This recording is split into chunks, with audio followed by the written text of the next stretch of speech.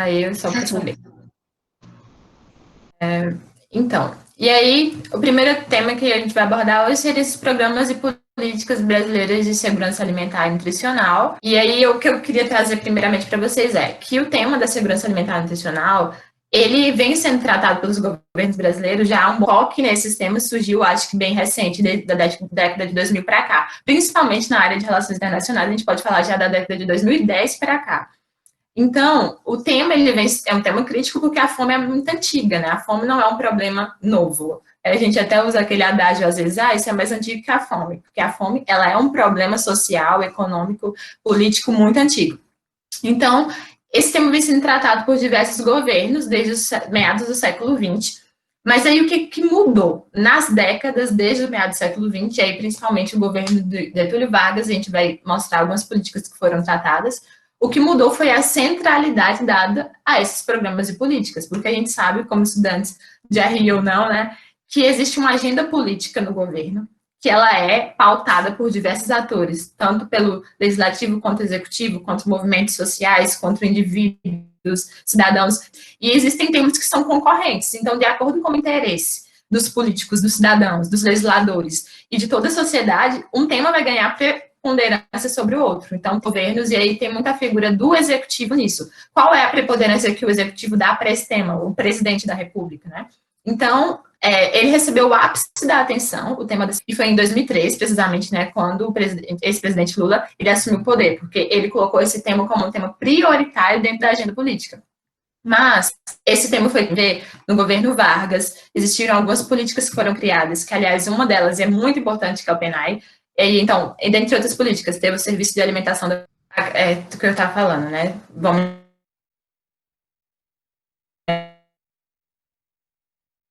a centralidade dada a esses programas, né, no governo.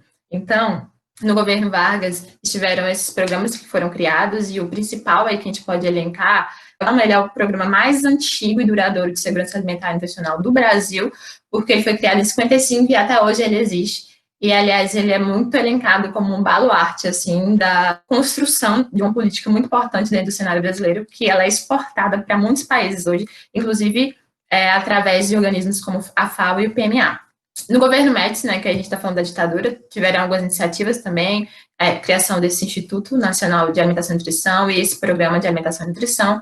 Sarney teve esse Programa de Abastecimento Popular e o Plano Nacional do Leite para Crianças Carentes. Hoje a gente tem o PAA Leite, que é o Programa de Aquisição de Alimentos, que compra leite de pequenos agricultores, né?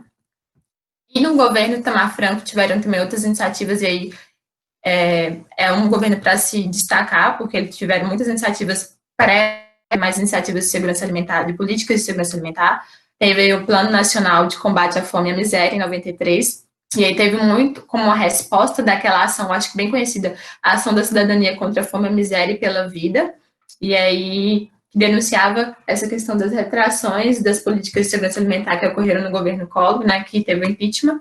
E aí teve a criação do Conselho Nacional de Segurança Alimentar, que é o CONSEA. Então, o CONSEA, ele foi rearticulado em 2013, mas ele não foi criado pelo presidente Lula, apesar de muita ênfase ser dada à atuação desse conselho. Ele foi criado ainda em 93 pelo Itamar Franco, mas ele foi extinto pelo FHC e foi retomado pelo presidente Lula. E aí, o que é o CONSEA, né? O CONSEA é um conselho que ele tem 2/3 de composição da sociedade civil e 1/3 de governo. Então, todas as instituições da sociedade civil são representadas no Conselho, assim, praticamente todas. Você tem associações que lutam contra a publicidade de alimentos para bebês e crianças, tem organizações que lutam pela causa dos quilombolas, dos indígenas, dos moradores de rua, da juventude. No caso, eu atuei como conselheira nacional do Conselho, representando a juventude. Tem causas relacionadas às mulheres que trabalham como quebradoras de coco, tem até os próprios setores privados, como os supermercados, tem setores, enfim, diversos setores são representados lá. E aí, ao mesmo tempo que essas organizações da sociedade civil, ONGs, instituições e institutos são representadas, o governo também está presente. Então, tem os ministérios representados, institutos como o IPEA, IBGE, tem representantes deles ali também, e ali há uma discussão para a formulação de propostas para a presidência da República de programas e políticas de segurança alimentar. Mais para frente eu vou falar mais um pouco sobre isso. Então, a criação do Conselho deu em 93 e é um elemento muito importante aí no combate, das políticas de combate à fome. Em FHC, teve alguns programas também, como o Programa da Comunidade Solidária, essa coordenação geral da alimentação e nutrição, e aí o programa Bolsa Alimentação, que foi uma prévia do programa Bolsa Família, né, que já começou a ser implementado, e ele teve também muita efetividade. Só que, em relação aos outros anos, teve uma grande ênfase dada à fome, o combate à fome, à segurança alimentar nutricional no governo Lula, e a gente pode ver a diferença também de programas em relação aos governos anteriores, né? O elemento principal, com certeza, foi o programa Fome Zero, e aí a gente pode falar que o programa Fome Zero, ele estava sendo discutido quando Lula ainda era candidato. Então, eu tive acesso aos arquivos de alguns telegramas do governo, quando eu fui pesquisar para minha dissertação, e aí eu via que existia um debate sobre o programa Fome Zero com a FAO, com o PMA, na candidatura ainda do governo Lula, e com pessoas que foram responsáveis também pela formulação, como Graziano, Walter Belic. Então, na candidatura dele, ele já colocava esse tema do combate à fome como muito importante, ele já queria criar um programa que fosse estruturar uma série de iniciativas para combater a fome no país. Então, o programa Fome Zero, ele é um guarda-chuva que tem várias outras políticas dentro do Brasil para combater a fome em termos de políticas de Estado, de governo. E aí, primeiro elemento foi o programa Cartão Alimentação, o segundo foi o programa Bolsa Família, né, que ainda existe. Teve uma extensão do PENAI, que foi criado lá em Vargas, como a gente viu, que é o Programa Nacional de Alimentação Escolar. Por mais que seja muito comum para a gente entender que nas escolas públicas aqui tem alimentação, isso não é comum fora do Brasil, né? Por exemplo, nos Estados Unidos eu tinha uma amiga que morava lá e quando ela estudava na escola, tinha condições de pagar o plano que era mensal para que ela tivesse alimentação na escola. E é uma escola do governo. Então, a gente acha isso muito simples. Toda escola tem comida, é uma escola pública. Mas não, isso não é uma questão que é difundida no mundo todo, né? No Brasil, ainda bem a gente teve essa política e com o programa Fome Zero foi estendida. Teve a extensão também do Programa Nacional de Fortalecimento da Agricultura Familiar. Criou-se o Programa de Aquisição de Alimentos. E aí, na época, também foi criado o Ministério Extraordinário. Esse ministério já foi extinto, assim como vários outros no atual governo. O Ministério Extraordinário de Segurança Alimentar e Combate à Fome. Então, criou-se um ministério extra só para lidar com os programas e políticas de combate à fome, na época do programa, que o programa Fome Zero foi estabelecido. Teve o restabelecimento do CONSEA, que tinha sido extinto pelo FHC, e a criação aí, para quem é de RI, muito importante, da Coordenação Geral de Ações Internacionais de Combate à Fome. E aí, o elemento interno, né, do programa Fome Zero foram esses programas, e o elemento internacional foi essa Seja Fome, porque ela começou a lidar com a cooperação internacional do Brasil na área de segurança alimentar, com países de forma bilateral e com os organismos internacionais. Então, ela era o órgão que lidava com toda essa cooperação que estava relacionada a políticas de combate à fome. E essa cooperação era tanto em termos de doação de alimentos, quanto em termos de exportar políticas que estavam dando certo no Brasil para outros países. Então, toda essa relação internacional era feita pela CGFOME. Houve também, né, durante o governo Lula, a aprovação da Lausanne, que aí a gente vai falar um pouco sobre ela, que se você pensar o que existe no Brasil hoje de política de Estado, né, que não muda de acordo com o governo, pelo menos pretende-se que não muda, em termos de políticas de segurança alimentar, o que tem no Estado do Brasil hoje, essa Lausanne resume praticamente assim tudo que a gente tem de mais precioso em relação a essas políticas de combate à fome.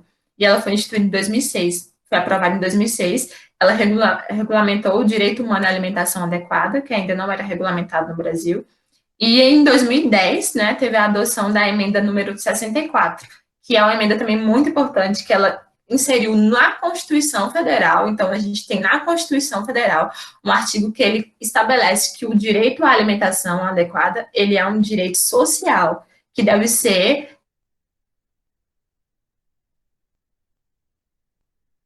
direito à alimentação adequada, ela é muito importante, porque ela tem estados, né, por exemplo, Estados Unidos, demorou muito para aceitar esse conceito dentro dos organismos internacionais, porque se eu determino que o direito humano à alimentação adequada é um direito, eu abro espaço para que uma pessoa que esteja passando fome, ela vai pleitear na justiça para que o Estado proteja ela, porque aquele direito é um direito que o Estado tem que dar para ela. Então, foi muito discutido internacionalmente a aprovação, né, desse direito humano à alimentação adequada em constituições, porque daria direito aos cidadãos de reivindicar por isso. E no Brasil isso foi adotado em 2010. Então, o elemento principal aí que a gente pode trazer dos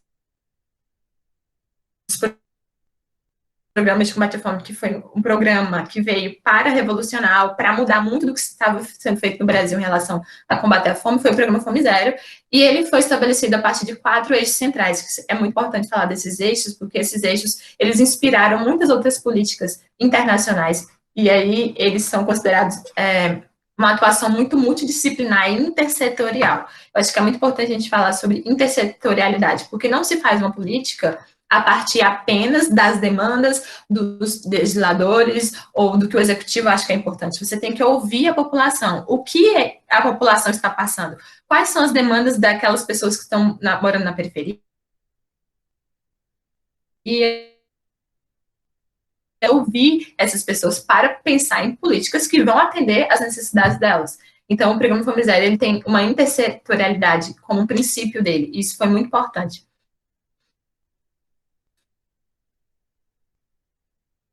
Como a gente talvez Atos tenha falado, né?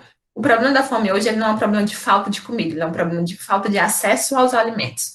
Então, existe comida no mundo suficiente para alimentar a fome do mundo inteiro, mas nem todas as pessoas têm acesso aos alimentos. E esse acesso pode ser por falta de dinheiro mesmo, ou acesso por falta realmente da falta do alimento. A gente pode falar de desastres naturais, lugares que tem muita seca, tem dificuldade de plantar,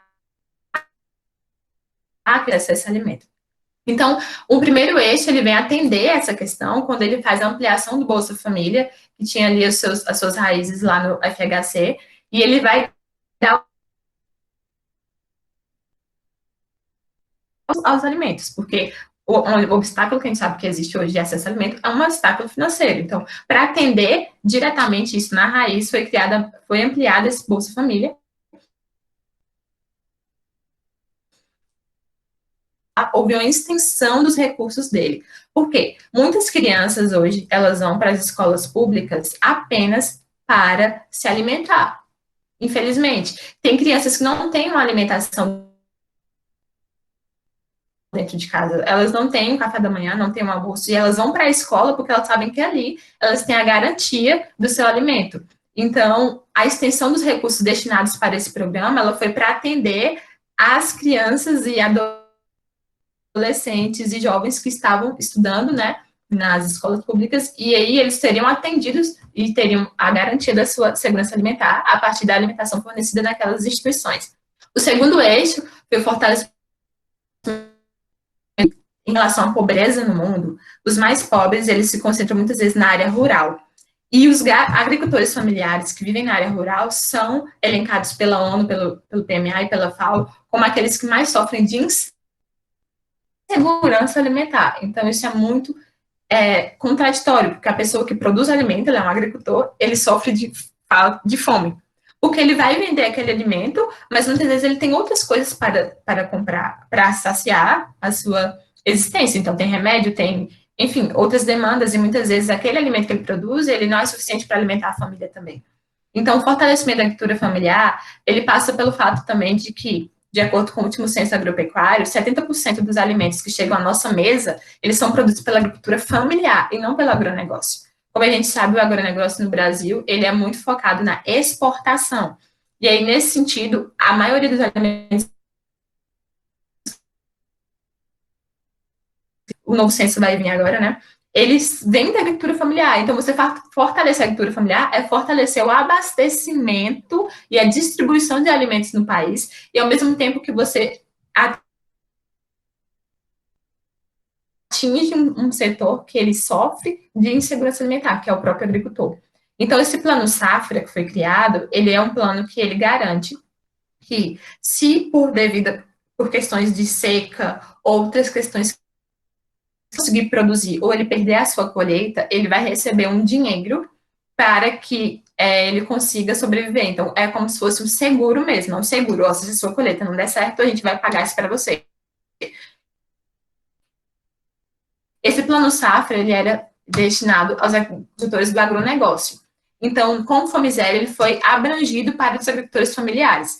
Os agricultores familiares, eles têm uma categoria, né, tem uma lei que estabelece quem são os agricultores familiares. Geralmente, eles têm uma extensão de terra muito mais limitada, eu acredito que até 100 mil hectares, se eu não me engano, ou uma colheita que vai até 100 mil reais, alguma coisa, se eu não me engano, eu tenho que checar, mas ele tem uma extensão de terra bastante limitada, e ele também utiliza das próprias pessoas da sua família para fazer aquela colheita, então ele não tem uma contratação de funcionários e tudo mais. Ele tem recursos limitados em termos de equipamentos, então não tem grandes máquinas para colheita, aviões para pulverizar a colheita, não. Ele tem uma restrição também de equipamentos, porque muita é a família que trabalha ali. Então, esses agricultores familiares, eles não tinham esse seguro. Se a colheita deles não der certo, eles não teriam como sobreviver. E aí esse plano foi destinado também para eles. Foi aumentado o crédito também para esses agricultores familiares, crédito para comprar fertilizante, para comprar algum equipamento que precisa, para melhorar o solo e tudo mais. E aí também outro elemento que foi muito importante foi a criação do programa de aquisição de alimentos.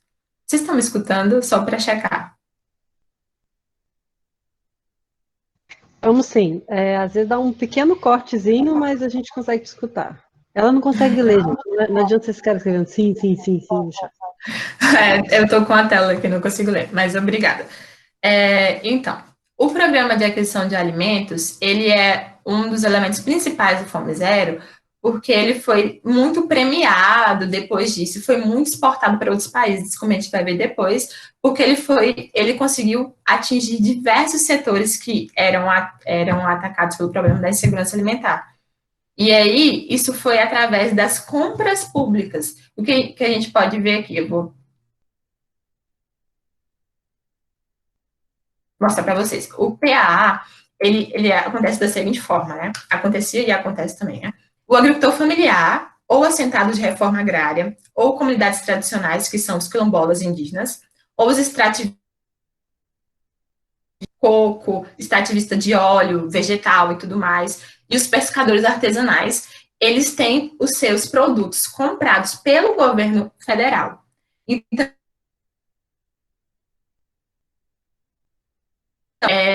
enfim, comunidades mesmo faziam uma feira local, uma feira na rua, uma feira municipal, e eles tinham aqueles lugares para vender seus alimentos. Mas agora o governo federal vai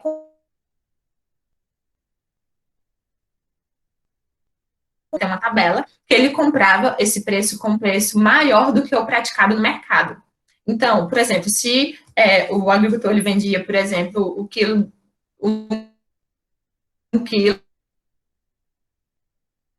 $1,50. Isso garantia tanto uma estabilidade pelo agricultor, porque ele sabe, olha, meu produto vai ser vendido. Eu não vou produzir um produto aqui, plantar e tudo mais, cultivar, e aí depois ele vai comprar aquele produto. E aí também ele tem uma segurança de que ele vai receber um valor justo por aquilo, porque às vezes, de acordo com as questões de mercado, a gente sabe, o produto ele fica mais caro, muito porque os atravessadores, eles recebiam mais dinheiro. Quem seriam os atravessadores? Muitas vezes tem um agricultor lá no interior da Paraíba que produz seus alimentos, mas ele não tem um caminhão para levar os seus alimentos para vender na feira. Aí chega um cara, que é o atravessador, e fala, olha, eu compro de você os seus alimentos e vou vender na feira. Quanto você faz? Geralmente ele comprava num preço muito mais barato para vender num preço maior na cidade. Então o agricultor ele ficava numa situação muito de insegurança alimentar, porque ele não tinha dinheiro, ele recebia muito pouco e ainda às vezes se tinha algum problema na sua colheita, ele não tinha um seguro. Então os atravessadores eles atrapalhavam muito, de certa forma, a vida dos agricultores familiares. E aí, com a compra do governo federal, eles quebram essa cadeia, né, de atravessadores que compravam os agricultores familiares, ele compra diretamente dos agricultores assentados, comunidades tradicionais, e esses alimentos vão para onde? Eles são operacionalizados pela CONAB, que é a Companhia Nacional de Abastecimento, e pelos governos estaduais e municipais. Então, eu trabalhei um tempo na Secretaria Estadual, e aí o governo da Paraíba, ele comprava diretamente dos agricultores familiares para mandar para escolas, presídios, hospitais e instituições de assistência socioeconômica. Então, por exemplo, eu fui uma vez numa compra em que chegava lá o agricultor com os seus produtos. E aí eles pesavam e tal, e depois falavam que ia entrar aquele valor na conta do agricultor. E aí, nesse caso, ele pegava aquele alimento e ele levava para a escola no mesmo dia, porque ele ia ser usado para alimentação escolar dos alunos da escola pública daquela cidade. Então, pode ser o Estado que operacionalizava ou o município também. Às vezes, o município tinha o seu próprio PAA. E o que acontece? Eles mandavam para essas instituições de cunho assistencial, aparato público, aí, hospitais, universidades, comunidades específicas, e também para os estoques públicos. Um elemento importante desse estoque público é porque, no Brasil, quando esses estoques eles eram usados tanto para o alimento ficar ali armazenado para depois ser vendido, quando tivesse um preço melhor, né? Ou para doação para outros países. Então, a ajuda alimentar internacional do Brasil, ou seja, a doação de alimentos do Brasil para outros países, ela era muito feita através dos estoques públicos, daqueles alimentos que eram armazenados e vinham da agricultura familiar.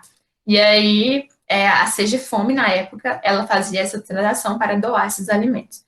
Então, o PA, ele tinha toda essa cadeia, e ele foi uma cadeia que saía do agricultor familiar, ele ajudava o agricultor, dava assistência para o agricultor, ele, ao mesmo tempo, alimentava a população, porque se você está na universidade, numa escola, no hospital, você vai se alimentar dessa comida, e ele tinha, ele destinava mais condições financeiras para aquele agricultor que passava por pobreza antes, e ao mesmo tempo ele trazia mais alimentos mais saudáveis para a população, porque muitos desses agricultores também, eles praticavam a agricultura orgânica. Então, ele tinha um ciclo muito bem organizado, essa política, e por isso ela ganhou tanta relevância. E aí, o terceiro eixo foi a promoção de processos de inserção produtiva. Como a gente falou, um dos problemas da falta de acesso aos alimentos, que é pela falta de renda.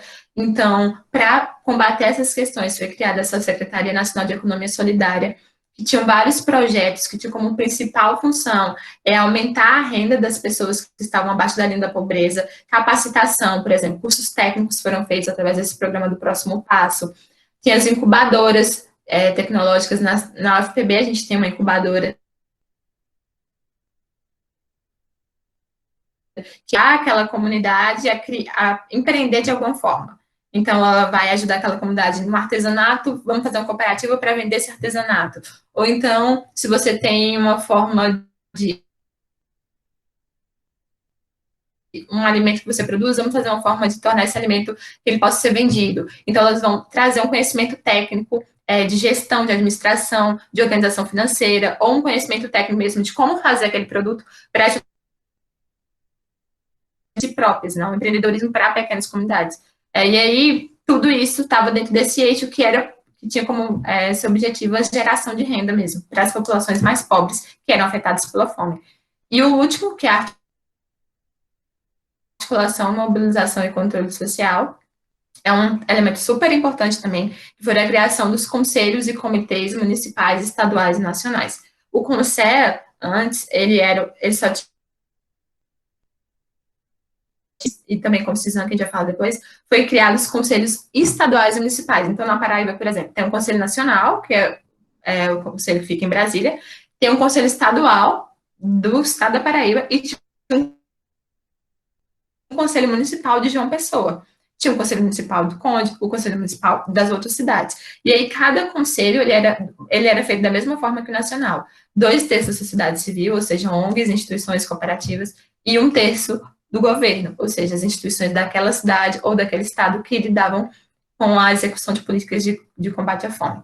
Então, foi uma extensão desses conselhos para os estados e municípios, para que mais demandas, mais inputs, mais questões que as sociedades tinham chegassem até o governo federal, para que as políticas elas fossem feitas de forma a atender realmente a necessidade daquelas pessoas e não a partir de algo vago, né? E aí, a vertente internacional do Fome Zero foi a Segefome, como eu falei. Quem encabeçava os trabalhos da Segefome era o ministro Milton Rondó, e ele, inicialmente, o trabalho da Segefome era focado na cooperação bilateral. Então, como fazer uma cooperação internacional em relação à segurança alimentar com a Argentina, com o Uruguai, com países perto, ou com países da África também, que foram muito, que até hoje, né, são os que mais têm essa relação de cooperação sul-sul com o Brasil na área de segurança alimentar. E depois ela se expandiu para a multilateral. Então, o Brasil, a SEGEFOM, ela começou a lidar com toda a transação de cooperação internacional, com o Instituto Social do Brasil e Argentina, com o Fórum Social Mundial, a FAO, o PMA e o FIDA, que é o Fundo Internacional de Desenvolvimento Agrícola. Então, essa SEGEFOM, ela atuou durante todos esses anos, até 2016, quando houve impeachment da ex-presidente Dilma, e o ex-presidente Michel Temer assumiu, ele extinguiu a SEGEFOM. Então, a SEGEFOM, ela atuou durante todo esse tempo nessa vertente internacional do programa Fome Zero. E aí, como eu falei, existe uma diferença entre você ter programas e políticas do governo Lula e você fazer do governo que entrar, isso vai permanecer. Muito a gente fala sobre o SUS, que é uma grande conquista, né, para a área da saúde. O Sistema Único de Saúde, que tem essa universalidade, que atende toda a população de forma gratuita, e vários remédios, vários procedimentos que você pode ter acesso enquanto cidadão brasileiro. Mas aí, com o governo Lula, eles pensaram numa forma de você estabelecer que programas e políticas de segurança alimentar também fossem universais, que todos pudessem ter acesso, e que fosse uma coisa do Estado brasileiro. E aí o marco que se teve foi essa LOSAN, que foi a Lei Orgânica de Segurança Alimentar e Nutricional, que foi aprovada em dia 15 de setembro de 2006, que ela estabeleceu, primeiramente, o conceito de segurança alimentar. Então, quando eu falo que o cidadão brasileiro tem um direito à alimentação adequada, eu estou falando que ele tem direito a quê? O que eu quero proporcionar? Segurança alimentar. E o que é segurança alimentar? Essa lei, ela estabeleceu isso. É o acesso regular e permanente aos alimentos. Então, eu tenho que ter acesso, eu tenho que ter condições de acessar esse alimento, condições financeiras, eu tenho que ter acesso aos alimentos porque ele vai ser plantado, ele vai ser cultivado. E é um acesso regular. Então, eu não posso hoje ter acesso e amanhã ficar com medo se eu vou ter ou não. Como eu estruturo de forma a longo prazo que essas pessoas vão ter acesso a isso? Isso é segurança. Em quantidade suficiente. Então, a pessoa tem que ter condições de ter uma caloria suficiente para fazer todas as suas atividades. Então, não é só um pouco acesso, é em quantidade suficiente para sobreviver e para atender às suas necessidades essenciais. E aí, que respeitem a diversidade cultural, outro elemento importante, porque aqui eu posso não comer carne de porco, mas na cidade tal pode comer, ou eu não posso dar acesso a essas pessoas um alimento que não tem a ver com a cultura delas. Não, vamos dar cestas básicas, aí você coloca na cesta básica um alimento que aquela comunidade não come. Isso não é respeitar a segurança alimentar, porque isso não está atendendo a diversidade cultural daquela comunidade. E aí o outro elemento é de que sejam ambiental, cultural e economicamente, socialmente sustentáveis. E a sustentabilidade vem como um elemento importante. O que a Lausanne fez? Além de estatuir o que é segurança alimentar, ela instituiu o Sistema Nacional de Segurança Alimentar e Nutricional. Então, a gente fala muito do SUS, mas tem muitos outros sistemas, como o CISAM. O que é o CISAM? Ele é um sistema que ele é composto por 3 elementos, ou era composto, né, até o atual governo. A CAISAM, que é a Câmara Intersetorial de Segurança Alimentar e Nutricional, ela é composta por todos os ministérios e institutos do governo federal que lidam com o tema da segurança alimentar, e aí ela é responsável por elaborar e executar a Política Nacional de Segurança Alimentar e o Plano Nacional de Segurança Alimentar. A Política Nacional é o PNSAM e o plano é o PLANSAM. O que, na época, né, do governo Lula, tinha um mapa, né, que é o Ministério de Agricultura, Pecuária e Abastecimento, tinha o MDS, que é o Ministério do Desenvolvimento Social, tinha o Ministério da Economia e outros ministérios. O IPEA entra nisso, porque o IPEA vai fazer o levantamento dos índices. Enfim, todos esses institutos que, de certa forma, lidam com o tema da segurança alimentar, o Ministério da Educação também, porque ele implementa o PNAE, que é o Programa Nacional de Alimentação Escolar, eles estariam juntos ali na CAISAN, nessa Câmara Intersetorial, para tanto elaborar essa política nacional de segurança alimentar, quanto executá-la. E também o plano. O plano ele é feito de forma quadrianual. Então, o último plano que a gente tem é de 2015 e 2019. Ele acabou ano passado e estava para ser elaborado de 2020, né, a 2024. E aí o CONSEA também estava dentro desse sistema, né, que é o CISAM. O CONSEA é o Conselho Nacional de Segurança Alimentar, mas ele foi extinto em 2019 pelo governo Bolsonaro, através da medida provisória 870. E aí foi uma perda muito grande para o programa e política, os programas e políticas de combate à fome no Brasil. Porque o Conselho, ele não só ajudava a ter essa demanda ouvida da sociedade civil, como ele tinha uma atuação de diálogo entre o governo e essas instituições. E nesse diálogo se entendia o que era realmente a necessidade das pessoas. Através do Conselho mesmo, a Lausanne foi uma das demandas do Conselho, né? Através do Conselho teve essa discussão sobre a necessidade dessa lei que foi implementada. Através do Conselho se discutiu também a questão do DEH, que eu falei para vocês que o direito à alimentação foi incluso na Constituição. Então, todas essas políticas que foram conseguidas não vieram do vácuo. Teve uma demanda, teve uma discussão, teve uma articulação social. E o Conselho foi muito preponderante nessa atuação. Então, a extinção do Conselho, realmente, ela é considerada pelas pessoas que atuam na área uma perda irreparável, né, para os programas de combate à fome no Brasil, e que a gente tem sofrido muito hoje pela falta dele nesse atual cenário. Então, o Conselho assessorava diretamente a Presidência da República, então as propostas que se tinha sobre programas nos diversos setores, eles eram enviados para a Presidência da República, mas, por exemplo, às vezes, se a gente percebia que uma lei deveria ser aprovada, eles emitiam parecer para um deputado, parecer para o Ministério Público, parecer para o STF, então, eles mandavam para todos os setores que eles viam que poderiam executar ou formular ou elaborar uma política para atender aquela necessidade, o Conselho enviava essas propostas, né? Então, ele tinha uma atuação muito importante. O último elemento do CISAM são as conferências de segurança alimentar e nutricional. Essas conferências também eram feitas nos 3 âmbitos: a Conferência Nacional, a Conferência Estadual e a Conferência Municipal. Nessas conferências, eram-se discutidos os elementos que estavam sendo executados da de segurança alimentar. Então, o que está sendo executado dessa política? Onde a gente está? Em que pé a gente está? Quais são os entraves? Quais são os obstáculos que a gente tem que pensar para o futuro? Então, nessas conferências, discutia a política nacional de segurança alimentar que estava sendo implementada e também pegávamos para criar o Plan dos próximos 4 anos, né? Então, toda a conferência nacional, o relatório final dela, ele era utilizado como base para a elaboração do Plan dos outros 4. Uma conferência que a gente teve foi em 2015, na Conferência Nacional, foi em Brasília, e aí se redigiu o Plan, que é o Plano Nacional de Segurança Alimentar, de 2015 a 2019. Era para se ter, então, uma agora em 2020, mas não se efetivou. Então, esses 3 elementos, eles compunham o que a gente chama do CISAM, e o CISAM é o que a gente tem hoje como uma política de Estado para combater a fome e promover a segurança alimentar.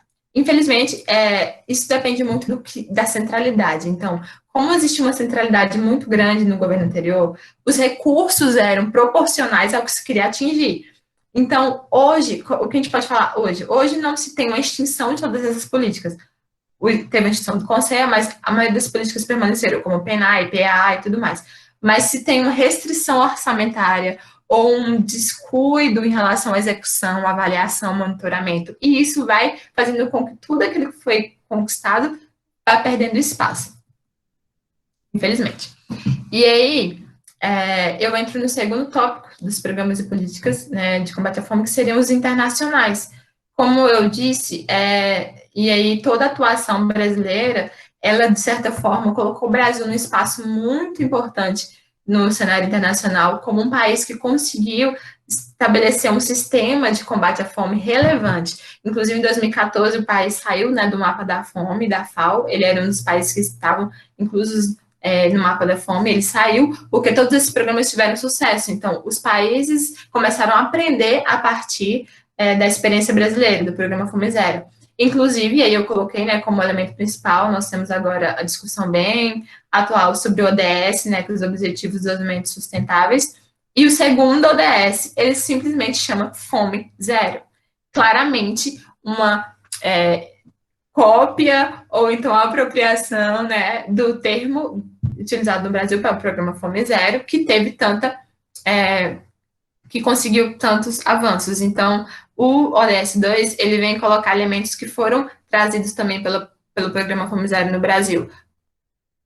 nesse tópico 2, ele fala de assegurar que as pessoas tenham acesso aos alimentos suficientes e nutritivos. Isso tem muito a ver com a concepção de segurança alimentar que eu trouxe para vocês, que está na Lausanne, né? Tem a questão do apoio aos pequenos agricultores, que também foi um elemento do Fome Zero no Brasil, de apoio à agricultura familiar, através do PAA, do PENAI. E ele estabelece também a importância da cooperação internacional, que é justamente a difusão de práticas, de boas práticas que deram certo em um país e em outros países. Então, a cooperação Sul-Sul é um elemento hoje muito importante para que práticas que deram certo em países que antes estavam em situações graves de insegurança alimentar sejam levadas para outros países. E aí, a gente tem a atuação de organismos internacionais. Os 3 principais são a FAO, o PMA e o FIDA. Eu falei algum deles, mas aí eu vou tratar de cada um de forma mais direcionada. O primeiro, a FAO, ela é o mais antigo de todos, ela trabalha muito no fortalecimento das capacidades do Estado. O que seria isso? A gente sabe que o Estado ele tem um orçamento restrito e ele tem que fazer diversos programas. Nós temos diversos ministérios, diversas propostas, né?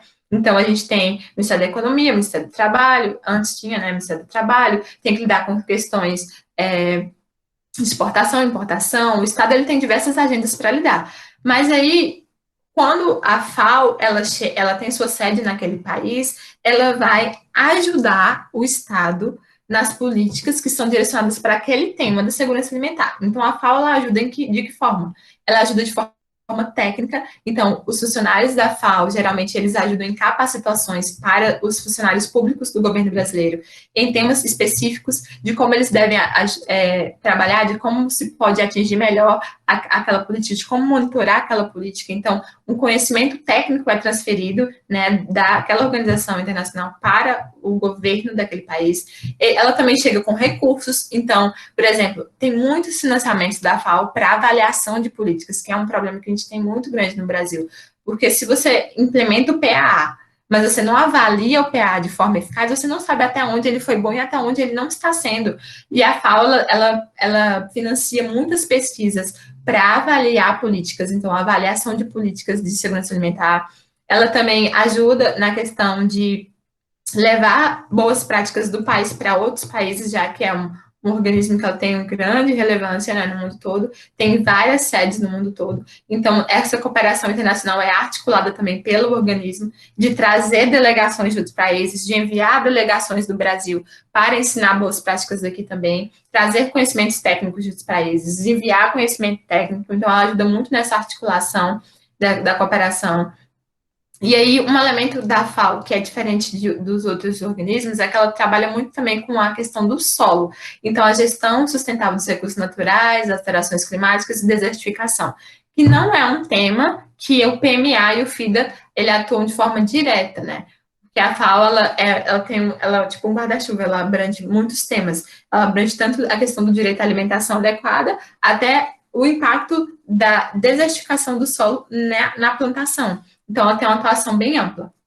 Mas ela atua basicamente no fortalecimento das capacidades do Estado. Então, onde se tem como nós podemos ajudar na implementação da Política Nacional de Segurança Alimentar, como nós podemos ajudar na implementação do Plano Nacional de Segurança Alimentar, o que a gente pode fazer em relação ao fortalecimento da agricultura familiar, o que precisa ser avaliado sobre o que está sendo feito. Então, ela vem com recursos, tanto de conhecimento, quanto recursos financeiros para ajudar fortalecer o Estado na execução daquelas políticas, né? O PMA, por sua vez, ele já tem uma atuação também de fortalecimento das capacidades do Estado, por isso eu coloquei aqui, nesse slide, eu coloquei sobre o overlapping, né? Que muitas vezes essas instituições, elas têm atuações iguais, então elas muitas vezes têm atuações sobrepostas. A FAO faz uma coisa que o PMA faz também, que o FIDA faz também, mas esses problemas, eles vão sendo tratados no decorrer do caminho. Né, existe uma sobreposição de atividades em alguns momentos. E o PMA, a diferenciação dele em relação aos outros organismos é que ele trabalha com a ajuda, com assistência alimentar, e que seria a doação de alimentos de um país para o outro. O PMA, o foco dele é a doação internacional de alimentos. Então, quando a gente fala de assistência alimentar, você fala de assistência alimentar em 2 aspectos, né? Seria tanto doar o próprio alimento em si, né, o alimento físico, por exemplo, doar sacas de arroz do Brasil para o Zimbábue, quanto você faz uma assistência através de dinheiro. Então, um país da Europa, por exemplo, o Reino Unido, ele vai financiar que, através do PMA, se entregue vouchers para os cidadãos do Zimbábue, e eles vão pegar esse voucher, eles vão poder comprar um alimento com aquele voucher. Então, é tipo um comprovante que daquele dinheiro você pode comprar tantos alimentos no mercado tal, ou tantos alimentos da agricultura familiar. Então, ele trabalha tanto com a doação do alimento em si, quanto com doação de dinheiro para que aquele alimento seja comprado no país. Porque quando há uma doação de alimentos do Brasil, por exemplo, para a África, tem toda uma transação de como esse alimento vai ser enviado, tem os custos de transporte, custos de monitoramento, e muitas vezes os custos de envio desse alimento, ele é muito alto, às vezes ele é maior do que o próprio preço do alimento. Então, ultimamente, o PML tem focado muito em uma ajuda que ela é através de dinheiro. Você doa o dinheiro e aquele alimento vai ser comprado no próprio país. Então, eu vou comprar aquele alimento da agricultura familiar e vou distribuir para as pessoas que precisam dele. E aí, o que eles chamam de ajuda em cash, né? Que seria através de dinheiro, vouchers e tudo mais, e não ajuda no alimento em si.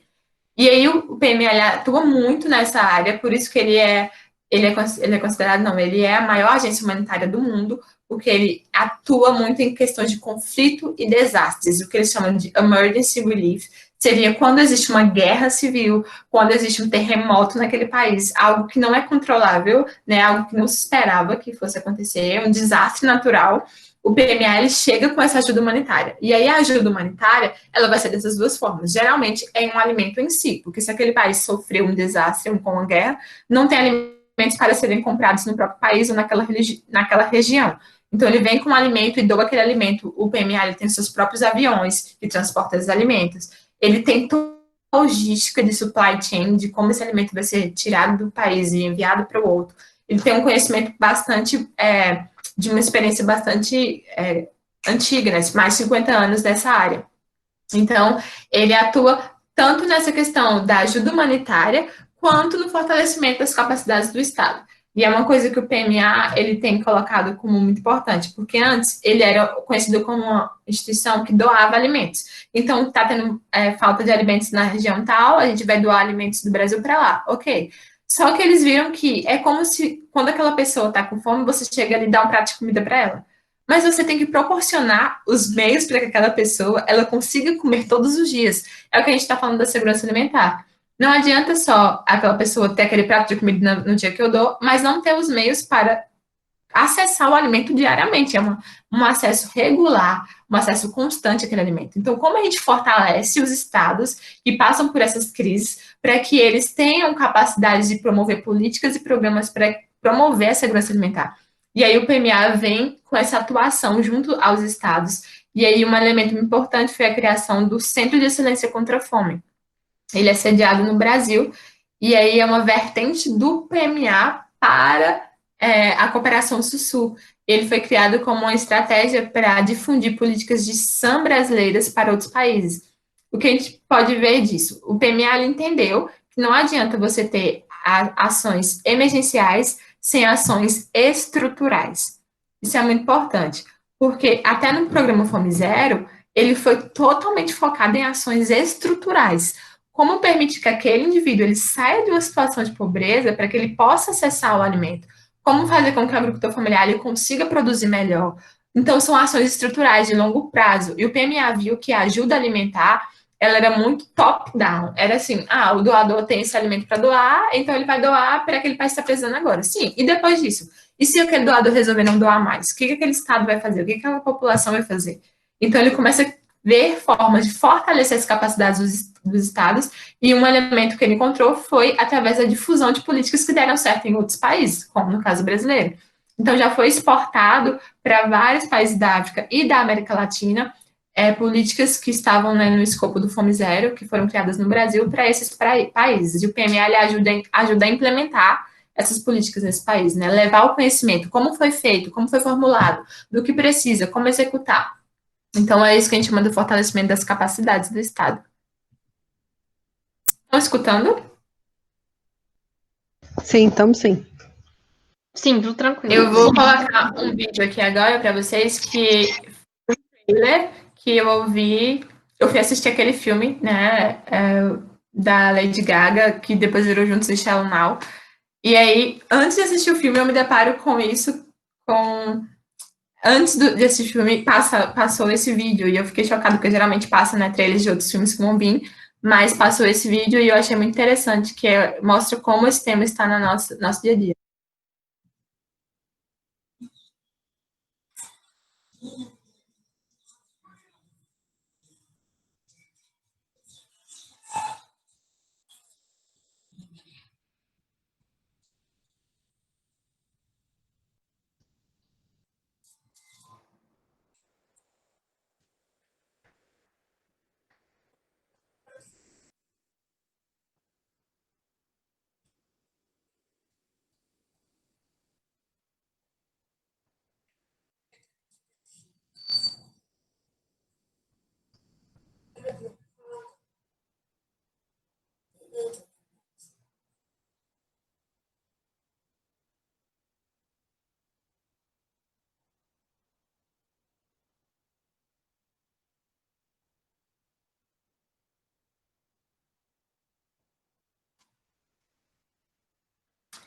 Então, eu achei esse vídeo bastante chocante. E ele, assim, as pessoas estão super empolgadas, né, para assistir o filme ali na sala de cinema, de repente você se dá de cara com essa realidade, que é uma realidade muito próxima da gente.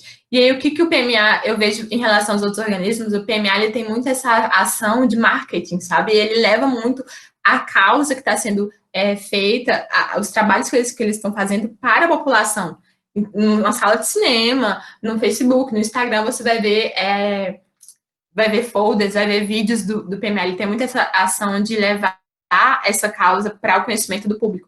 E eu achei muito interessante esse vídeo, que ele mostra esse aplicativo, né, que é o Share the Meal, onde você pode doar dinheiro para que você alimente crianças em determinados países que estão precisando. Então, de acordo com a quantidade que você doa, você sabe quanto aquela criança vai receber de alimento. Então, o outro organismo que trabalha com isso de forma mais atuante é o FIDA, e aí ele é um fundo, né? O Fundo Internacional de Desenvolvimento Agrícola. Então, são recursos realmente financeiros que eles investem em projetos em países em desenvolvimento para lidar tanto com o desenvolvimento rural sustentável quanto a redução da pobreza. Então, o FIDA ele tem esse foco bem mais direcionado do que os outros dois. Ele atua num escopo bem mais restrito. No Brasil, a gente tem escritórios do FIDA no Nordeste, em todos os estados. Então, a gente tem, inclusive, na Paraíba, tem um projeto que chama ProCase, né, que promove o acesso à água, e ele é financiado pelo FIDA, então, uma parceria entre o estado da Paraíba, o governo da Paraíba e o FIDA. E tem também em outros estados, para além do Nordeste, como Minas Gerais e Espírito Santo. O FIDA, ele realmente ele atua nessa doação de dinheiro para a realização de projetos. Ele não vai levar tanto o conhecimento técnico, monitoramento, avaliação, fortalecer o Estado naquilo, mas ele vai doar os recursos que o Estado precisa para estabelecer aquele projeto. E ele é muito focado nessa questão da redução da pobreza, porque, como eu falei antes, a pobreza rural ela é um elemento muito forte hoje ainda na nossa sociedade. Então, dentre as pessoas mais pobres, geralmente as pessoas que moram na zona rural são as pessoas que mais sofrem com pobreza. E aí ele vem com projetos para atingir justamente esse setor. E aí na Paraíba, o projeto é para perfuração de poços, né? Perfuração de poços artesianos, para que as pessoas tenham acesso à água e com isso consigam tanto, enfim, se alimentar da água, porque a água é um alimento, né? Quanto utilizar a água para a produção dos agricultores familiares. Então, é um projeto bem intercalado que atinge tanto a saciação das pessoas que vão ter acesso à água, quanto a produção de alimentos que vão poder alimentar aquela comunidade. Por fim, eu trouxe para vocês as programas e políticas de segurança alimentar que têm sido executadas agora, né, nessa pandemia do Covid. O governo, atual governo, ele fez um plano de contingência para populações vulneráveis. Foi assim que ele nomeou esse plano.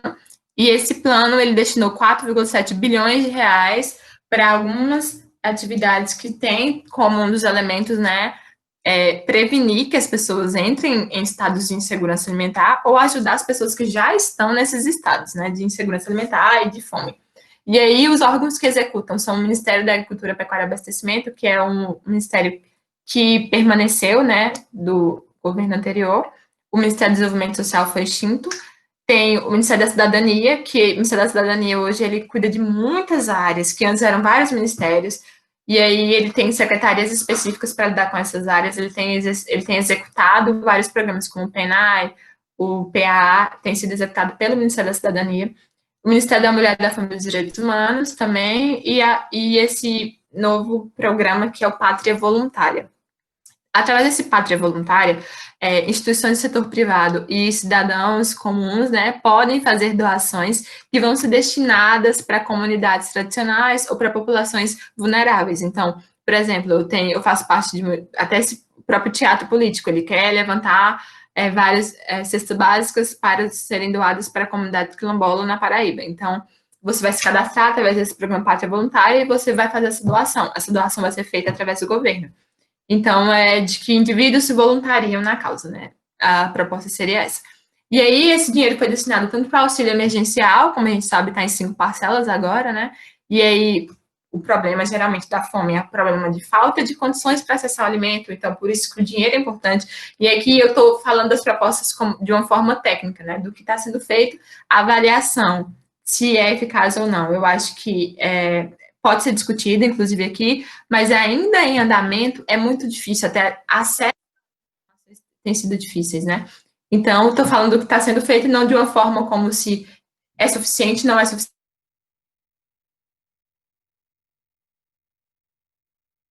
R$1,5 bilhão, né, para estados e municípios para custear a merenda escolar. Eu vou mostrar para vocês aqui algumas iniciativas, mas os estados, eles decidiram doar cestas básicas para as famílias de estudantes do setor público. Como os estudantes não estão tendo acesso às aulas regulares, então as famílias deles estão recebendo cestas básicas em casa, porque antes eles se alimentavam na escola, né? E aí foi repassado esse valor para ajudar os estados e municípios a custear essa doação. Em alguns estados, em vez de doar a cesta básica, eles doarão cartão alimentação para as famílias comprarem o alimento em alguns mercados que foram específicos, como aquele açaí atacadista e outras redes de supermercados. Tem acontecido também a distribuição de 2 cestas básicas com 8 produtos para famílias indígenas e famílias quilombolas, e aí tem a quantidade de cada uma delas. E foi também estabelecido um crédito extraordinário de 500 milhões para o PAA. O PAA, ele é uma política central, assim, do Programa Fome Zero, como eu falei, e ele, inicialmente, em 2013, ele teve um orçamento de 145 milhões, mas, com o passar dos anos, esse orçamento ele foi sendo cortado de forma drástica. Isso tem afetado muito os agricultores familiares, e aí, inclusive, é uma demanda que o CONSEA fez, na época que eu estava no CONSEA, né, em 2000, eu entrei no CONSEA assim que aconteceu o impeachment, então eu já peguei o governo Temer, e era uma demanda que o Conselho discutia, assim, mensalmente, sobre como o PA estava sendo... ele não foi extinto, mas, de certa forma, ele não conseguia ser executado, porque não tinha orçamento. Então, em 2012, foi o ápice do PA, o ano que ele conseguiu mais recursos, ele conseguiu 839 milhões de reais. Em 2015, já baixou para 640, 2017, 330, e em 2019, a proposta do governo era que ele recebesse 4 milhões. Então, como uma política que vem, inicialmente, 145 milhões... 16 anos depois, ela vai ser executada com 4 milhões, impossível. E aí, depois de muita luta, subiu para 183 milhões, que ainda foi insuficiente. Mas aí, agora, em 2020, pelas questões da pandemia, principalmente, foi aprovado um crédito extraordinário de 500 milhões, e aí foi adicionado 500 milhões aos 186, e esse ano vai ser cerca de 186 milhões de reais destinados para o PA. Como eu disse, o PA ele abastece diversos instituições do aparato público, como hospitais, presídios, escolas, instituições de cunho socioassistencial.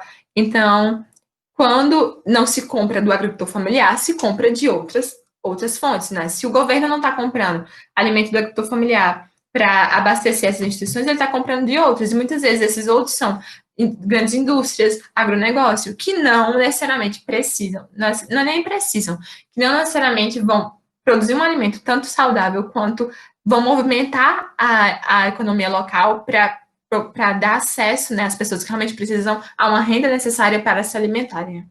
Então, as iniciativas estaduais. Na Paraíba, né, foi agora no processo de pandemia, depois de muita luta, foi aprovada essa lei 1577, que garante que os alunos da rede estadual vão ter acesso à alimentação. Então, vão ser doadas cestas básicas para esses alunos.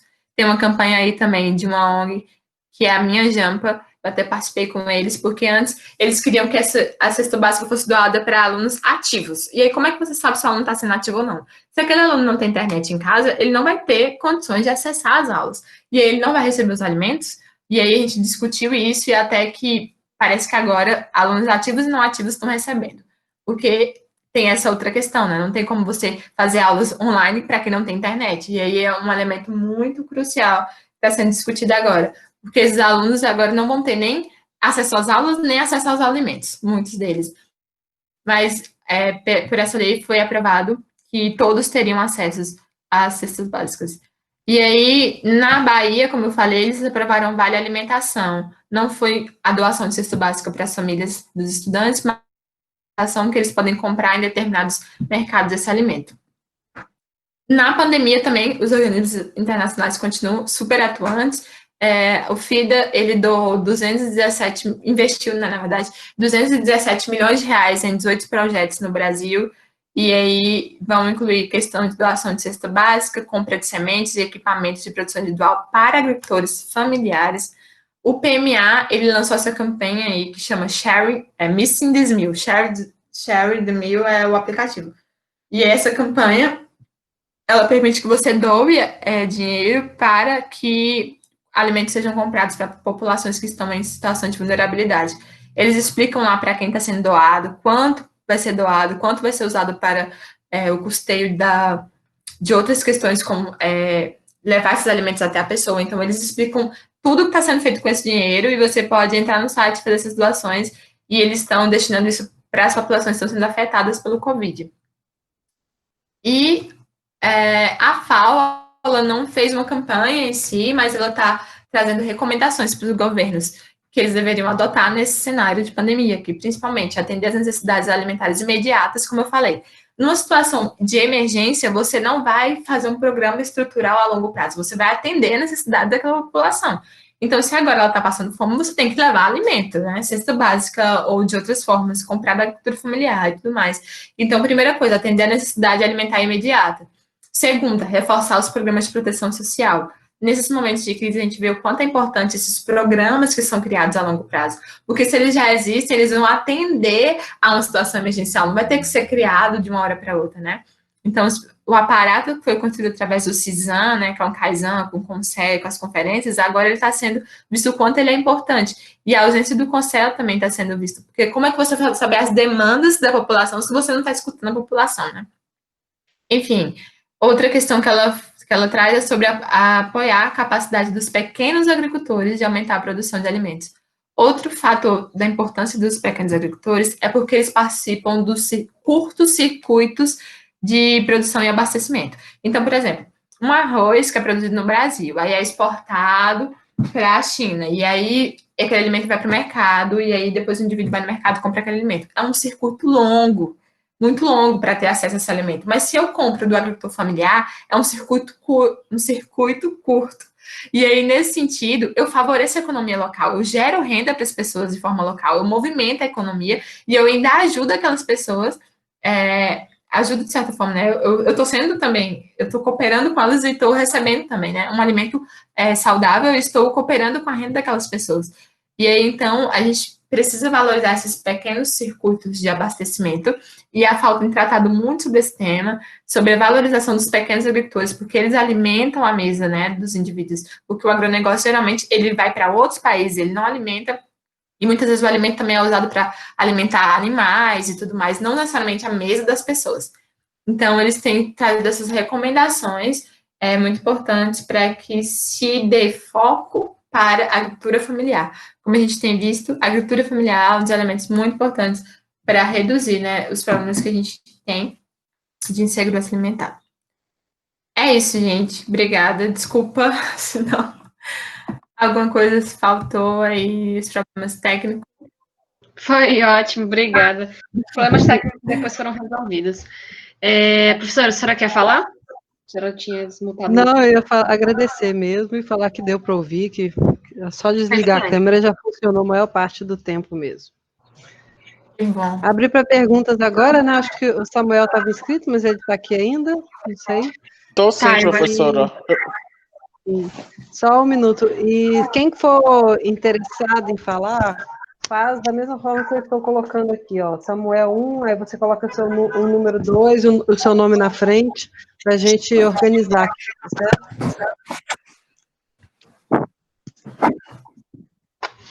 Isso, exatamente como a senhora falou. Então, conforme vocês forem querendo perguntar, vocês podem ir anotando o nome e o número na descrição daqui do chat, tá bom? Pode ir, Samuel.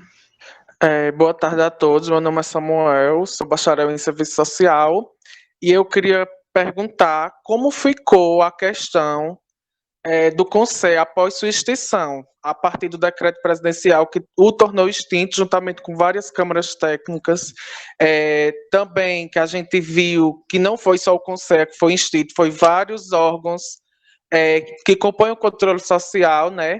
Nessa tentativa do governo federal de realmente desmontar o controle social e a política nacional de participação social, e até hoje eu não sei como se dá as deliberações na área, tendo em vista que o Conselho era o órgão a nível nacional que deliberava sobre essa política, né? E a pergunta é justamente isso: como se deu a organização das deliberações de políticas públicas, né, para o fortalecimento da soberania e da segurança alimentar e nutricional, tendo em vista que, mais uma vez, nós nos defrontamos com um governo nefasto de retirada de direitos, que negligencia o direito humano à alimentação, nós podemos dizer, um governo de necropolítica, um governo que coloca realmente a legalização dos agrotóxicos. É importante a gente dizer que foram mais de 200 agrotóxicos liberados que já tinham sido proibidos, né, até em outros países. A gente precisa também enfatizar a questão dos movimentos sociais que estão na luta, fazendo a luta, enfrentamento, né, contra esses desmontes, e também chamar atenção para os processos conferenciais das conferências, né, que nós tivemos, o chamamento da Conferência Nacional por entidades da sociedade civil organizada, organizações não governamentais. Então foi a sociedade civil organizada realmente que se articulou para chamar uma conferência livre, democrática, para que nós não percamos de tudo, né? Para que nós não realmente não fiquemos sem a nossa conferência, tendo em vista que esse ano 2020 era o ano de efetivação do plano, né? Do plano nacional. Então, a pergunta é nesse sentido. Eu queria que você fizesse uma colocação de como fica o panorama nacional, como fica o país sem um órgão para a deliberação, né, para implementação dos planos. Então, fazendo um link também, eu sou do município Pequeno Porte, no sertão do estado da Paraíba, e eu representei o meu município na conferência regional, que foi uma articulação da Secretaria de Estado de Desenvolvimento Humano. Creio que aqui tem muitas pessoas, né, da Secretaria de Desenvolvimento Humano do Estado que esteve nessa organização, e eu fui até a etapa estadual. E foi um processo magnífico, maravilhoso, que a gente viu realmente que foi dada voz à sociedade civil, às organizações. Isso foi de suma importância, porque para dizer que nós não estamos apáticos nesse processo e que tem gente se levantando contra esses ataques desse desgoverno. E para dizer também que no meu município há experiências de base agroecológica, de pequenos agricultores familiares, né, nessa produção. E é isso. Muito obrigado pela oportunidade. Quero agradecer a todos os envolvidos e parabenizar pela excelente palestra. Muitíssimo obrigado. Boa tarde. Obrigada, Samuel. Aí, Jennifer, como a gente tinha programado, uma pessoa de cada vez pergunta e depois você responde, que é mais fácil para você do que acumulando perguntas. Tudo bem? Tudo bem. Então, Samuel, eu também estou pensando na mesma coisa que você, como a gente vive, como a gente articula tudo isso sem uma demanda clara da sociedade civil, né? Como fica o país nessa situação? Como fica? Eu acho que é uma discussão que a gente precisa fazer, porque eu acho que a gente não tem respostas ainda. O que a gente tem visto fica muito perdido, fica muito confuso, fica à mercê do que determinadas agendas prioritárias, né, que tem mais, na verdade, poder de lobby, conseguem fazer e o que a população realmente quer não consegue. Então, quando a gente fala dessa questão dos agrotóxicos, é porque tem um lobby muito forte, né, do agronegócio, dos viralistas, para que sejam aprovados esses agrotóxicos.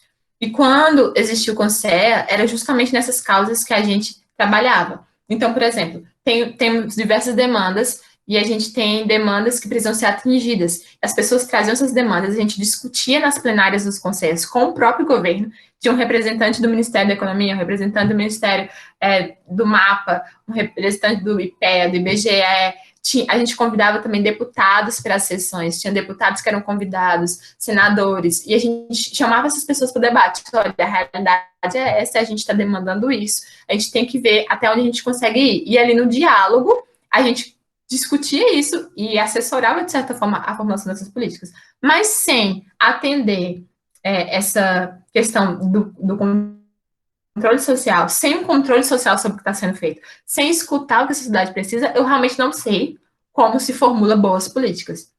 Porque a boa política é a política que vai atender a necessidade das pessoas. Não a política que eu acho que é importante enfim, setores privados, de interesses privados têm sobre uma área ou outra, mas a política que atende a necessidade das pessoas. Então, realmente, estamos pensando como fica essa questão. Os conselheiros do CONSEA, inclusive eu, como conselheira, né, até ser extinto, fizeram uma articulação gigantesca no país, fizeram discussões, foram até o Senado, foram até a Câmara, para que os deputados eles colocassem propostas de lei que retirasse essa medida provisória.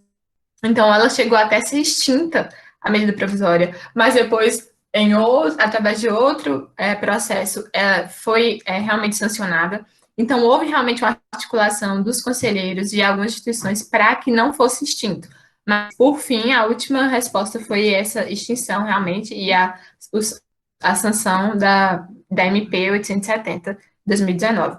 O que é uma grande perda, o que é um grande problema, mas o que eu penso, como você falou, a sociedade civil não morreu, ela está atuando da forma que pode, né? Por exemplo, em São Paulo, eu vi que eles fizeram como o SAM, né, o Conselho Municipal de Segurança Alimentar, porque antes tinha o Conselho Municipal, e agora tem o COMUSAM, que é o Conselho Municipal. E eles estão discutindo todas as temáticas que se discutindo no Conselho Nacional, estão discutindo lá na cidade deles, apesar dos pesares, né? Então, é se articular da forma como se consegue, seja na academia, através de pesquisas, né? Seja em propostas para o Senado, propostas para a Câmara, propostas para a STF, da forma como cada instituição consegue atuar, a gente tem tentado suprir esse espaço que realmente é muito difícil de suprir, de conselhos que escutam e monitoram o que o governo está fazendo. Então, como você falou, como fica? Como fica? Realmente fica muito perdido. As demandas ficam vastas, espalhadas, não se tem uma centralização, não se tem um diálogo, não se tem uma discussão. É muito mais difícil, inclusive, executar programas e políticas sem essa centralização. Então, eu vejo como um tiro no pé também. Mas é uma situação bem complicada. A gente tem que, daqui a talvez a 2, 3 anos, pensar nas consequências disso.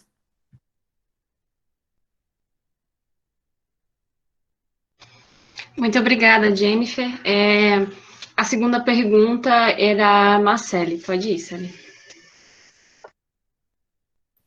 Oi, Jennifer, tudo bem? Vocês me escutam? Sim. Escutamos. Boa tarde, gente.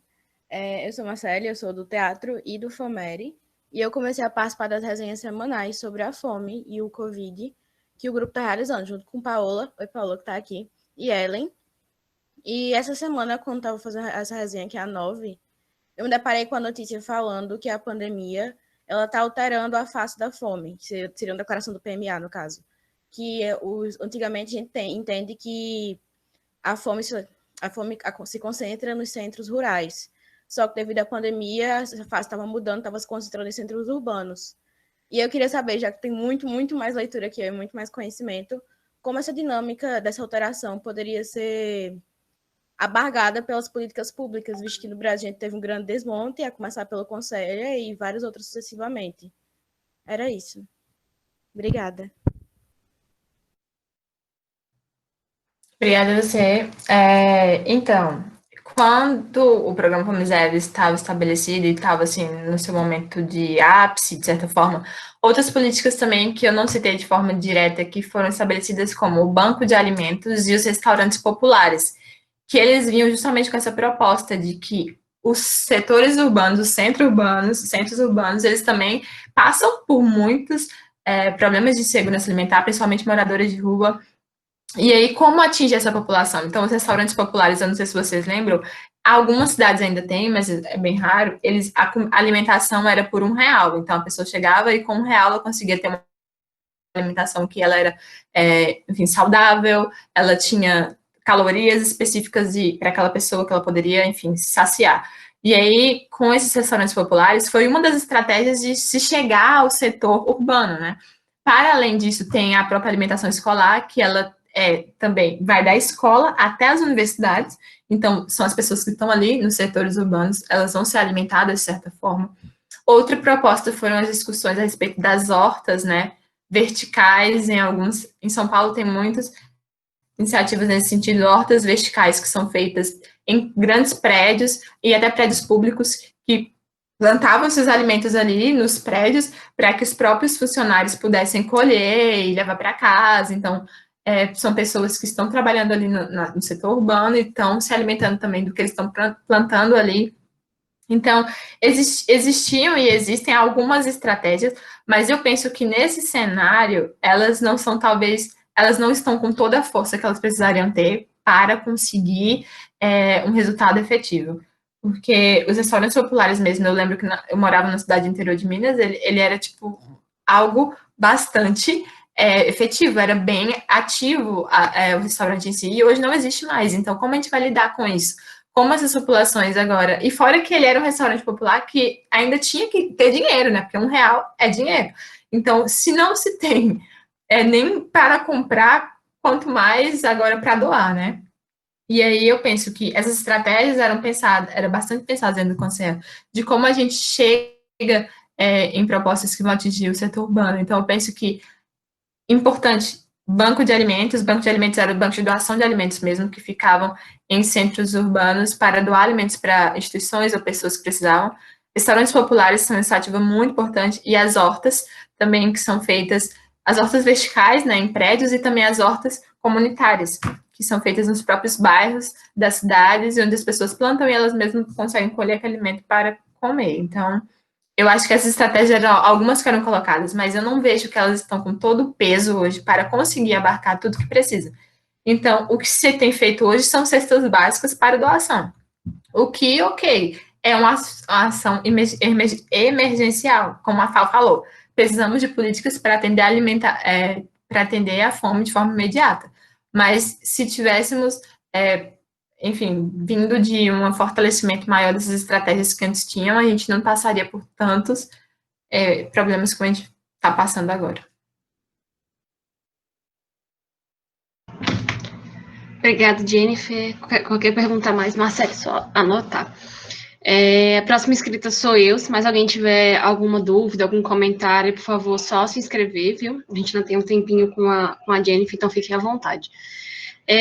Eu queria perguntar um pouco, Jennifer, sobre a sua experiência, porque você falou que você atuou no Conselho há algum tempo, o professor Tiago adora falar também que você foi a aluna maravilhosa dele, que foi atrás do emprego, lutou pelo seu currículo, então eu acho sensacional. E o que eu queria saber, que é uma curiosidade, eu acho que até geral, que tipo de relação você desenvolveu dentro do Conselho? Assim, quando você entrou, você teve um momento de choque porque não era bem o que você estudava? Que tipo de realidade você viu lá dentro? Como foram as relações que você desenvolveu? Como foi você desenvolver o seu projeto? Você tentar... Enfim, como foi a sua experiência mesmo? Porque eu acho que muitas vezes a gente estuda uma coisa e a vida real é outra experiência, né? Então, era mais sobre isso que eu queria que você comentasse um pouco. Tá certo. Eu achei engraçado essa questão do Thiago falar. Não me responsabilizo por todos esses elogios, mas tudo bem. Essa questão que ele falou que foi atrás, é porque na época que eu estudava RI, a gente precisava de estágio, né? Como a gente precisa até hoje. Então, a gente foi atrás desses estágios, e um dos estágios que eu consegui foi na Secretaria Estadual de Desenvolvimento Humano. A gente avaliou o programa de aquisição de alimentos da Paraíba. Eles foram 3 alunos do FOMER na época, eles precisavam de alguém para avaliar, não tinham ninguém, e a gente estagiou na avaliação desse programa. Então, na graduação também, eu me envolvi em outra ONG, que foi Engaja Mundo, acho que alguns de vocês conhecem, que ela trabalha na capacitação de jovens para atuar em instâncias políticas, como estaduais, municipais e internacionais. E aí, no Engaja Mundo, eu era uma das pessoas que estudava segurança alimentar e uma das que levantava essa bandeira, segurança alimentar e tal, porque tinha a questão de gênero, mudanças climáticas, até hoje tem, na verdade, eles são muito atuantes na questão da mudança climática e tal. E aí, quando, em uma palestra que teve na UFPB, a professora Daniela Froze foi dar uma palestra e eu fui assistir, ela é nutricionista, e aí eu era do Engaja Mundo na época, eu falei, Daniela, eu tô no Engaja Mundo, a gente tem essa proposta assim e tal, e aí eu conheci o trabalho dela, ela estava falando sobre nutrição política. Aliás, dentro da nutrição tem várias discussões sobre a questão da nutrição política, né, de como, e eles ajudaram muito na construção desse aparato de políticas e programas de segurança alimentar no Brasil.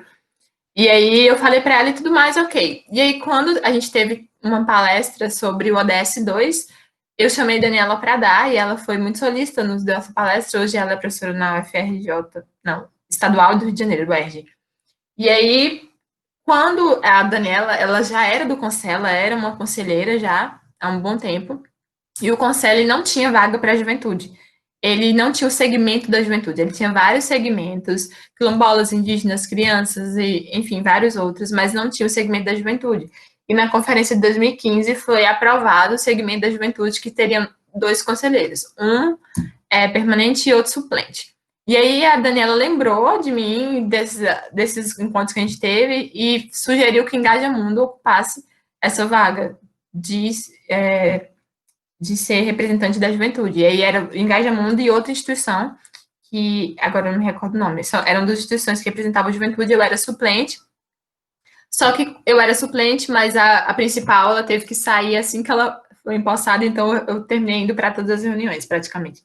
E o que acontece é que, como conselheiro do Conselho, você tinha que participar dessas sessões que eram quase todo mês, mas não eram todo mês, dependia da pauta.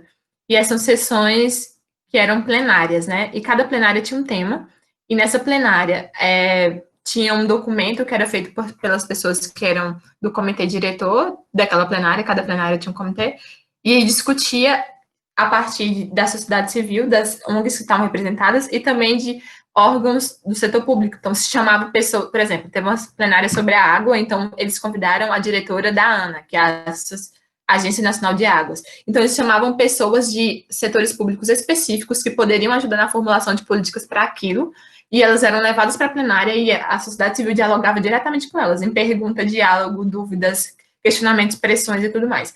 E aí eu entrei no segmento da juventude, não se tinha antes, então a gente era bem novo, e aí uma das coisas que a gente estava começando a articular era, a gente queria fazer rodas de diálogos virtuais com ONGs da juventude, em todos os setores, para ver as demandas dos jovens para o tema da segurança alimentar. Só que aconteceu, quando eu entrei no Conselho, em 2016 e em 2018, e eu atuei em 2018 e 2019. Quando a gente estava começando a engajar as coisas, ele foi extinto, então a gente não conseguiu ter uma atuação muito relevante em termos de juventude, mas o que a gente fez já foi importante. Dentro do Conselho, para mim, eu entrei na Comissão 1, lá tem várias comissões, e a Comissão 1 é a Comissão de Desafios e Macro-Desafios Internacionais. Então, como eu era da área de RI, eu pensei, seria melhor para mim entrar nessa comissão, e eu entrei nela.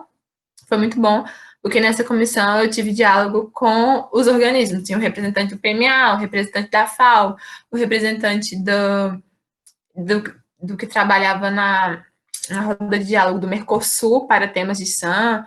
Enfim, tinha esses representantes dos próprios organismos lá, e a gente dialogava com eles, os temas, e falava do que precisava ser feito. Então, teve uma plenária que teve uma mulher do Itamaraty, porque como a CG Fome foi extinta, o setor de temas sociais absorveu essa temática da cooperação Sul-Sul em SAM.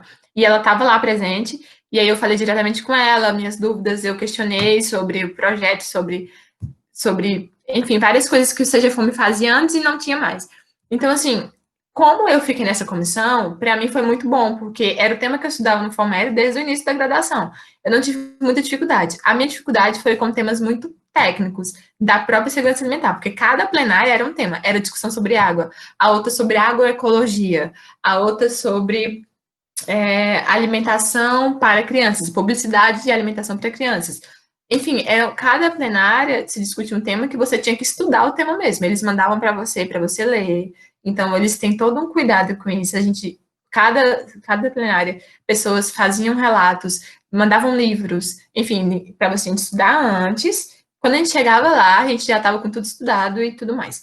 Então, assim, a minha dificuldade maior foi com temas específicos, mas não com os temas internacionais. Na verdade, foi muito bom, porque eu vi na prática como estudar a articulação ali dos organismos.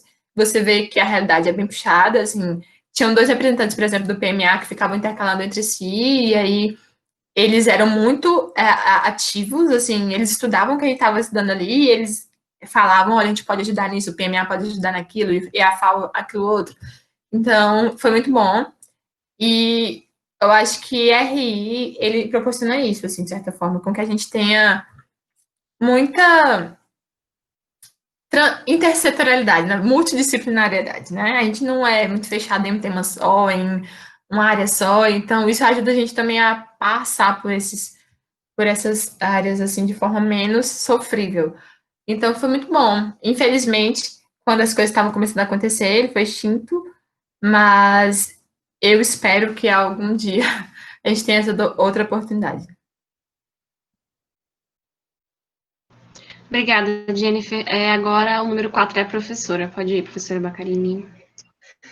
Jennifer, eu estou tentando lembrar, você formou em que ano mesmo?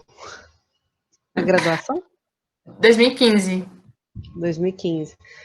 O caso da Jennifer é um caso bem, assim, que nós, professores, a gente fica orgulhosos, assim, da trajetória, porque, se não me engano, eu estava na sua banca de TCC, né, do PMA. Tava, sim. Isso. E eu queria que você falasse um pouquinho a sua trajetória acadêmica também, né, porque você estudou PMA na graduação e acredito que no mestrado também, né, então, fala um pouquinho para a gente sobre sua trajetória acadêmica nesse sentido.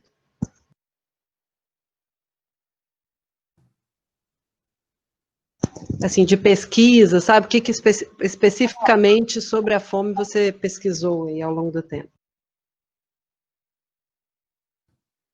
Certo, então, no FOMER, eu me interessei muito pelo programa de alimentos na época, porque na época era um programa pouco estudado, e eu acho que ainda em termos dos outros, né, como a FAO, tem muitas dissertações e coisas sobre a FAO, artigos, mas o PMA, ele não tinha muita coisa sobre ele. E aí, o que me interessou foi porque, quando eu estava no FOMER, eu li alguma coisa sobre o PMA, e eu vi que tinha acontecido, o Brasil ele tinha se tornado, na verdade, um dos maiores doadores de alimentos para o PMA. Isso foi em 2011, que ele foi, em 2012, ele se tornou entre os 5 maiores doadores de alimentos para o PMA. Então, eu comecei a ver que o Brasil estava tendo uma atuação muito relevante no Programa Mundial de Alimentos da ONU. E aí eu fui começar a tentar entender a atuação do Brasil no PMA. Só que quando eu fui para estudar isso, eu comecei a ter acesso a uma outra literatura, e eu acho importante falar sobre isso, que é sobre as conexões, né? Tudo é muito conexões. Eu fui para uma palestra com o ministro Milton Rondó, que foi esse ministro que cuidava da CG Fome. E aí, nessa palestra, o ministro, no final, eu fui falar com ele, falei, eu estou estudando PMA, eu queria ver a atuação do Brasil lá e tudo mais. Ele falou, você viu que tem uma dissertação da Patrícia Canuto, ela acabou de fazer sobre isso lá na Itália. Eu falei, não. Aí ele falou, vou te passar o contato. Aí ele me passou o contato, eu falei com ela mandou a dissertação. E aí eu vi que que o PMA tinha passado por uma reforma institucional, e essa reforma tinha sido o espaço aberto no PMA para doadores emergentes, como o Brasil. Então, a partir dessa reforma, esses países começaram a doar. Por quê? Porque antes, no PMA, o Estado que doasse o alimento, ele tinha que arcar com todos os custos da doação. Então, o Brasil, além de doar o alimento, ele tinha que pagar o transporte do alimento, pagar o monitoramento do alimento, pagar a carga, né, a saída da carga daqui para lá, então todos os custos da doação eram pagos pelo país que doava o alimento. E países emergentes como o Brasil, em desenvolvimento, eles tinham alimento, porque ele é um agroexportador, ele é uma potência agrária, mas ele não tinha o dinheiro para pagar, porque o dinheiro geralmente é do mesmo valor ou mais alto do que o próprio valor do alimento. É muito caro esse transporte. Então, nessa reforma que aconteceu no PMA, eles permitiram que um país ele doasse o alimento e outros países pagassem os custos. Então, por exemplo, o Brasil, essa parceria chamada Twinning, né? O Brasil, ele fez muito twinning com a Espanha, ele doou o alimento e a Espanha pagou os custos, e com vários outros países também. A reforma também permitiu que um país doasse o alimento e o setor privado pagasse os custos. Então, algumas grandes empresas de transporte pagavam os custos dos alimentos. Então, com essa reforma, países que antes não conseguiam doar, porque não tinham dinheiro para pagar esses custos, começaram a doar muito. Então, o Brasil, em 2012, foi ainda no governo Dilma, ele tornou entre os 5 maiores doadores para o PMA. E antes dessa reforma, o Brasil nem doava. Então, eu comecei a estudar essa temática do PMA e dessa reforma institucional e do Brasil nessa mudança. Então, meu TCC foi o início disso. E aí, quando eu fui para a dissertação, quando eu fui para o mestrado, eu queria estudar isso para outros países, né? Só que eu me deparei com um problema, né, de dados, eu não consegui nenhum dado sobre os outros países, sobre como eles atuaram nessa reforma institucional do PMA. Eu só conseguia acessar o Brasil, como o Brasil tinha atuado e tudo mais. E aí eu tive que focar no Brasil. O que aconteceu? Eu tive a oportunidade de ir para o arquivo do Itamaraty, é um arquivo que fica lá no MRE, você pode solicitar para eles, tem um formulário, você solicita, se você quiser fazer uma pesquisa que só tem os arquivos de lá, você fala o que você quer pesquisar. E eu queria pesquisar telegramas e despachos telegráficos do Brasil com a Rebrasfal, que era a representante do Brasil no PMA, na FAO e no FIDA, lá em Roma. O que o Brasil discutia na época que houve essa reforma do PMA? Porque já que essa reforma favoreceu o Brasil, será que o Brasil que foi atuante para acontecer essa reforma, para reformular, para instituir esse twinning, que permitiu ele doar mais, eu queria ver qual era a atuação do Brasil nessa reforma. E aí, com a pesquisa nesses documentos que eu fiz lá no MRE, e eu vi toda a transação que aconteceu nos diálogos entre eles, né, o representante do PMA e os representantes do governo brasileiro, eu fui vendo que, na verdade, foi uma reforma que foi encabeçada pela burocracia do PMA. A burocracia seriam os funcionários do PMA, a burocracia internacional. E aí eu vi que os próprios burocratas, né, os funcionários do PMA, eles queriam essa mudança porque eles estavam com um gap de doação, eles queriam aumentar o número de doação de alimentos para o programa, e eles queriam essa doação dos países que tinham alimento. Então, como é que a gente vai fazer isso? A gente vai fazer o seguinte, a gente vai formular uma política onde um país pode doar e o outro paga os custos, porque nem todo país que pode doar pode pagar os custos. Então, foi a burocracia do PMA, os próprios funcionários que encabeçaram essa reforma. E aí eu fui com acesso a esses documentos que eu pesquisei no MRE, acesso também a entrevistas com pessoas que representaram o Brasil lá. Eu também tive muita ajuda do próprio setor do PMA, o Library Information. Eu mandava e-mail para eles, olha, não estou conseguindo acessar tal documento. Eles me mandavam documentos que nem estão no site, assim, como o documento das consultas informais que o PMA fez com possíveis doadores, porque eram consultas informais, então não ficava registrado isso no site, mas eu queria o documento, e aí eu pedi para eles no site, eles me mandavam. Então, eu tive muita ajuda, assim, desses documentos, né, a ajuda do setor em si. Então, o que a minha dissertação, esse objetivo dela foi analisar, né, a atuação do Brasil nessa reforma, e eu percebi que na verdade, houve uma atuação muito preponderante da burocracia internacional que encabeçou essa reforma, e aí eu analisei a partir da teoria de mudança institucional, que, na verdade, a professora Mariana tem muito mais capacidade para falar sobre. Eu até fiz a disciplina, né, de mudança institucional que você deu no mestrado, professora, foi muito boa. E aí eu usei a teoria do Mahoney e da Tellen, que discute as causas de mudanças institucionais para avaliar a mudança no PMA. E aí, então, no TCC eu não tive esse enfoque teórico. Meu TCC foi muito meio para entender, assim, o início, porque eu não tinha tido acesso a esses documentos que eu tive do MRE. E no mestrado eu tive acesso a esses documentos do MRE e também acessei essa teoria, essa literatura sobre mudança institucional. E aí eu fui ver os fatores, né, que levaram a essa mudança. Então, Hoje, no doutorado, eu estou estudando a atuação de burocracia internacional. Depois que eu vi o resultado da minha dissertação, eu vi que é outra literatura também, que é um pouco... no Brasil, ela um pouco... Assim, eu não achei ainda, né, um artigo que fale só sobre burocracia internacional.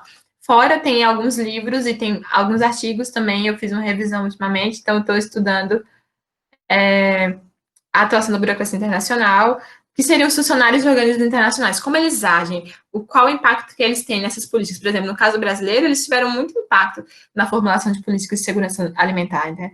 Como eles agem, qual é o nível de autonomia, a autoridade deles. E no doutorado eu estou estudando isso dentro da cooperação do Brasil, né? A atuação da burocracia na cooperação Sul-Sul. Mas aí a minha trajetória de estudo do PMA foi essa, sobre, basicamente, da reforma que aconteceu nele. E tendo que estudar a reforma, eu tive que estudar todo o PMA também, né? Eu estudei muito sobre como ele nasceu, quais foram os princípios de criação, as atividades e tudo mais. E aí, nisso, eu fui gostando muito desse tema de organizações internacionais, por isso que eu estou hoje estudando a burocracia em si. Muito obrigada, Jennifer. Pesquisa, inclusive, muito maravilhosa. Todo mundo está comentando aqui nos comentários que é simplesmente incrível. Você é uma pesquisadora muito maravilhosa.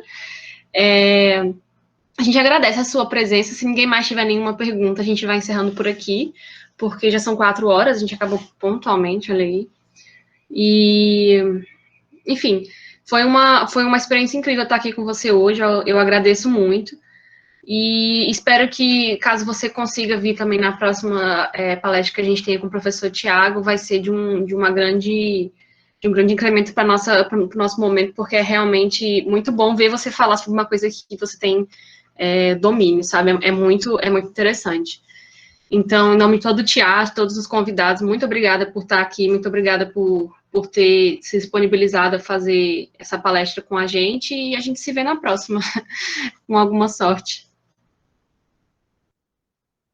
Sim, eu que agradeço, gente. Foi muito bom estar com vocês. Eu acho essa iniciativa muito louvável e eu espero que vocês consigam ter muito conteúdo para fazer um trabalho que vai ser certamente muito impactante, né, nesse cenário que a gente está vivendo. Então, parabéns pela iniciativa e eu espero que dê tudo certo. Muito obrigada. Então, gente, quem está aqui até agora, só para relembrar, o certificado ele sai no sistema mesmo, então podem, quando a professora der baixo no nome, vai direto para o sistema do SIG Eventos, onde você se cadastrar, ok? Muito obrigada, gente. Jennifer, obrigada, viu, de novo, e espero poder contar com vocês nas próximas também. Falando de mudança institucional e burocracia. Sim, tudo certo. Talvez não no teatro, mas quem sabe em outros âmbitos. Tá? Obrigado mesmo pela participação. E vocês todos, obrigado pela presença, e mais para frente a gente divulga a agenda do teatro. Até mais, gente. Obrigada.